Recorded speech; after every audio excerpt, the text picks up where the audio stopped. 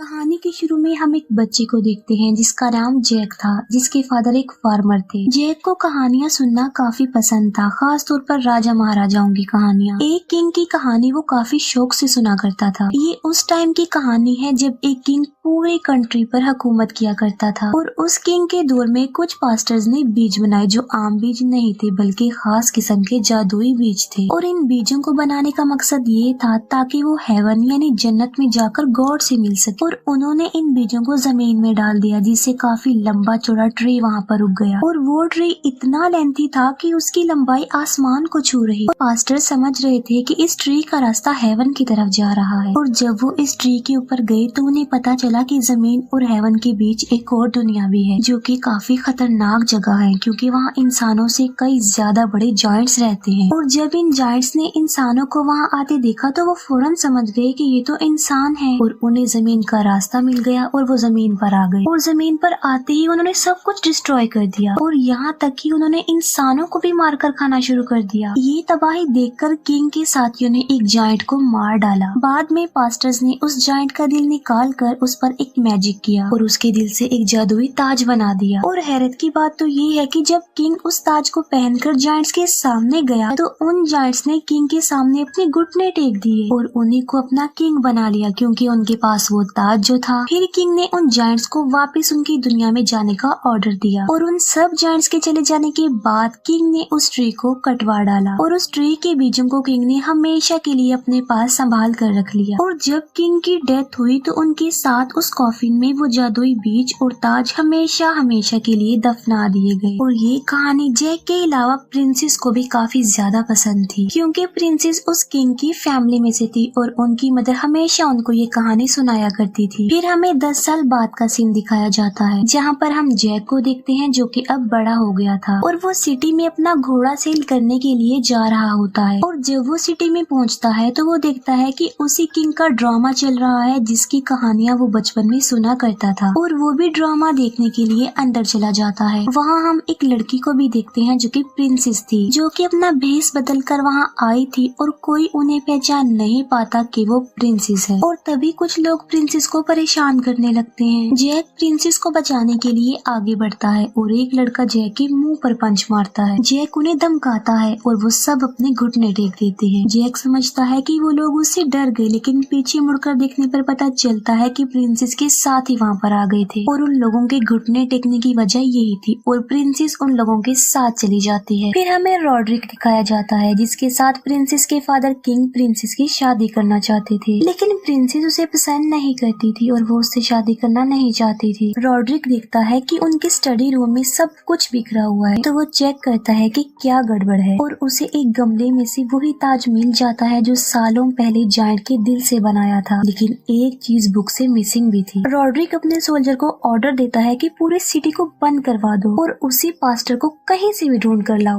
अपना घोड़ा बेचने के लिए सिटी में होता है तो एक पास्टर उसके पास आता है और कहता है कि मैं तुम्हारा घोड़ा खरीदना चाहता हूँ। जैक कहता है कि इसके लिए पैसे होने चाहिए जो पास्टर्स के पास नहीं होते, जिस पर वो पास्टर जैक को कुछ बीज देता है और एक फादर के बारे में बताता है कि ये बीज उनको दे देना और तुम्हें तुम्हारी पेमेंट मिल जाएगी। जिस पर जैक कहता है कि बीजों के बदले में कौन पैसे देता है। वो पास्टर जवाब देता है कि ये कोई आम बीज नहीं है बल्कि ये जादुई बीज है जो इतने पावरफुल है कि पूरी दुनिया को बदल सकते हैं और कीमती भी हैं और इन्हें किसी भी कंडीशन पर मत खोना और एक जरूरी बात कि इन्हें पानी में तो बिल्कुल मत डालना। और वो पास्टर जैक का घोड़ा लेकर वहाँ से चला जाता है, लेकिन आगे जाकर वो पकड़ा जाता है। घर जाने पर जैक की अंकल उस पर गुस्सा करते हैं कि ये तुमने क्या किया, घोड़े के बदले में बीज ले आए, उस पास्टर ने तुम्हें बेवकूफ बनाया है। और गुस्से में आकर वो बीज नीचे गिरा देते हैं।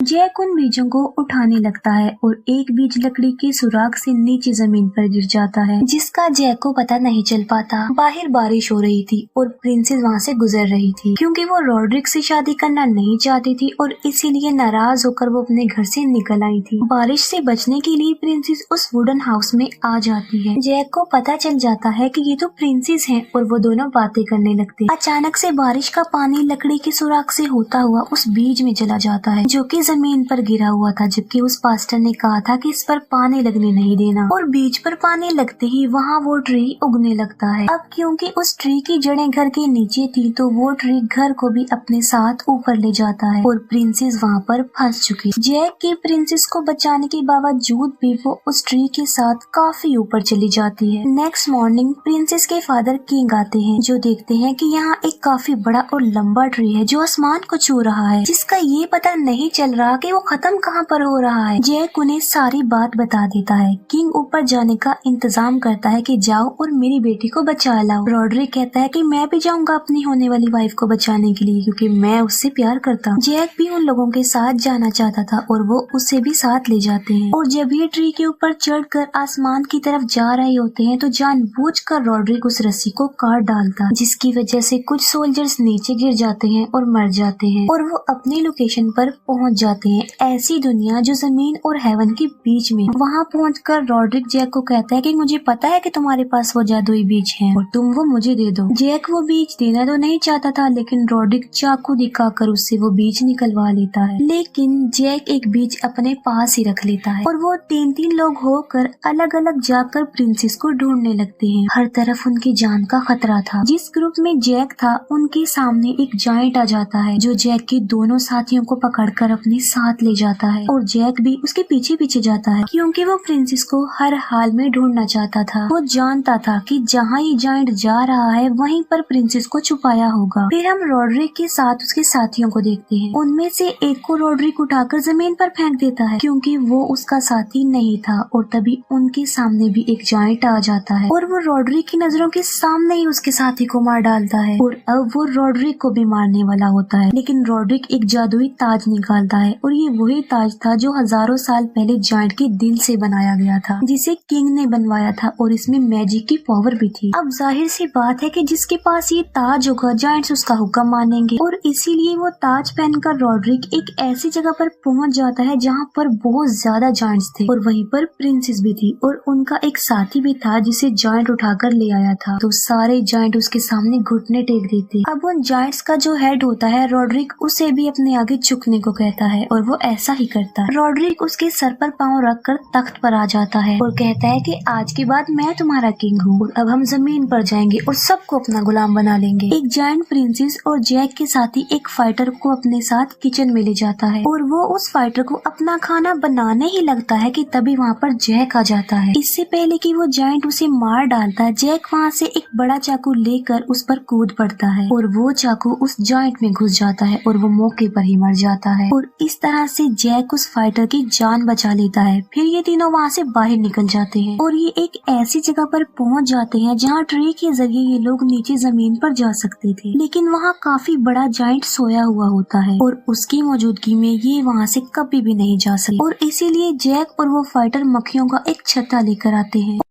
और जो आर्मर मास्क उस जायंट ने पहन रखा था उसे खोलकर वो उन मक्खियों को वहां अंदर छोड़ देते हैं, जिसकी वजह से वो जायंट जाग जाता है और अजीब तरह से तड़पने लगता है। और उस जायंट का बैलेंस बिगड़ जाने की वजह से वो नीचे जमीन पर आ गिरता है। नीचे किंग उसे देख लेता है और समझ जाता है कि जायंट अब नीचे आना चाह रहे हैं और वो अपने सोल्जर्स को ऑर्डर देते हैं कि इस ट्री को काट दिया जाए, क्योंकि अगर वो जायंट जमीन पर आ गए तो वो सब कुछ डिस्ट्रॉय कर देंगे और फिर इस तबाही को कोई भी नहीं रोक पाएगा। वो फाइटर जैक और प्रिंसेस को कहता है कि तुम दोनों जमीन पर चले जाओ और मैं यही रुकता हूँ, क्योंकि मैं रॉड्रिक को किसी भी हाल में रोकना चाहता हूँ, क्योंकि अगर वो जमीन पर चला गया तो हर जगह तबाही मचा देगा और मैं उसके इरादे अच्छी तरह से जानता। और वो फाइटर वहीं पर रुक जाता है और जैक और प्रिंसेस ट्री के जरिए नीचे आने लगते हैं। अब किंग ऐसा चाहता तो नहीं था, लेकिन फिर भी वो ट्री कटवाने लगता है, क्योंकि उसे पता था कि ट्री पूरी दुनिया के लिए खतरा है और तबाही का रीजन बन सकता है। दूसरी तरफ रॉड्रिक अपने जायंट सोल्जर्स के साथ जमीन पर आने की तैयारी कर रहा होता है और वहीं पर वो फाइटर भी छुपा हुआ था। लेकिन इससे पहले कि वो सोल्जर्स अपने बुरे इरादे से जमीन पर जाने लगे, वो फाइटर रॉड्रिक पर अटैक कर देता है और उसे मार देता है और रॉड्रिक के सर से वो ताज वहीं पर ही गिर जाता। जमीन पर दिखाया जाता है कि सोल्जर उस ट्री को काट चुके थे और वो ट्री आहिस्ता आहिस्ता नीचे आने लगता है। वो फाइटर ट्री के साथ नीचे गिर रहा होता है और दूसरी तरफ जैक और प्रिंसेस भी ट्री के साथ साथ नीचे गिरने लगते हैं, लेकिन वो तीनों बच जाते हैं और वही ताज जायंट्स के हेड को मिल जाता है और वो उसे अपनी उंगलियों में पहन लेता है और सारे जायंट्स उसे अब अपना किंग मान लेते हैं। लेकिन अब ये जमीन पर नहीं जा सकते थे क्योंकि ट्री जो कर चुका था। उन्हें वहाँ एक छोटी सी थैली मिलती है और इस थैली में वही बीज थे और ये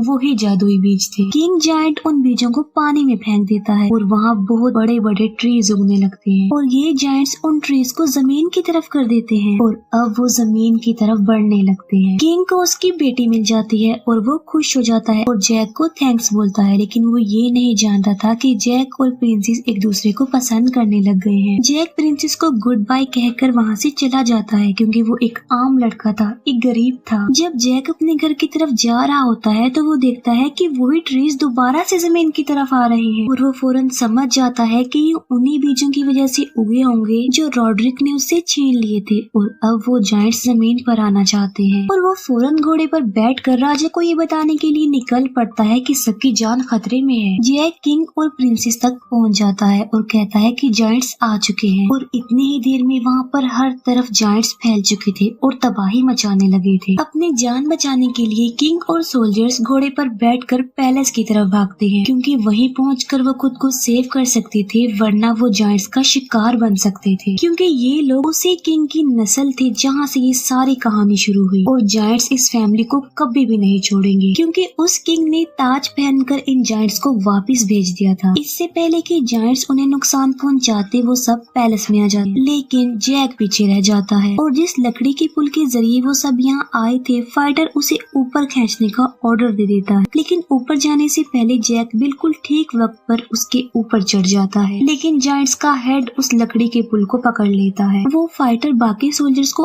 ऑर्डर दे देता है कि तीरों की बारिश कर दी जाए और वो ऐसा ही करते हैं और जायंट हेड पानी में जाकर गिरता है। वहाँ पर आग लगी हुई थी और इसीलिए वहाँ से तो वो ऊपर नहीं आ सकता था, इसीलिए वो पानी में जाकर दूसरा रास्ता ढूंढने लगता है। दरवाजा बंद किया जा रहा था, लेकिन जायंट्स रस्सियों की मदद से दरवाजे को अपनी तरफ खींच रहे होते हैं और किंग के सोल्जर्स दरवाजे को अपनी तरफ खींच रहे होते हैं और वो जायंट्स जलते हुए ट्रीज को पैलेस के अंदर फेंकते हैं। एक जायंट निशाना बनाकर पैलेस की दीवार की तरफ फेंकता है और पैलेस की दीवार टुकड़े टुकड़े हो जाती है, जिसे देखकर किंग फौरन समझ जाता है कि इन्हें रोकना तो इम्पॉसिबल है। किंग प्रिंसेस को कहता है कि तुम एक रूम में जाओ, वहाँ पर एक सीक्रेट रास्ता है जो तुम्हें एक जगह पर ले जाएगा। वहाँ तुम्हें एक फायर टॉर्च मिलेगी और तुम उसे जला देना, जिससे सबको पता चल सके कि हम लोग खतरे में हैं। जिस पर जैक और प्रिंसेस अपने मिशन की तरफ चल पड़ते हैं और जब वो महल में फायर टॉर्च की तरफ बढ़ने लगते हैं तो जमीन फटने लगती है क्योंकि वो जायंट हेड जो पानी में गिरा था वो उस जमीन को फाड़कर ऊपर आ रहा था और बाहर आकर वो उन दोनों पर अटैक कर देता और उन दोनों को पकड़ लेता है और वो जायंट जैक को खाने ही वाला होता है कि जैक वो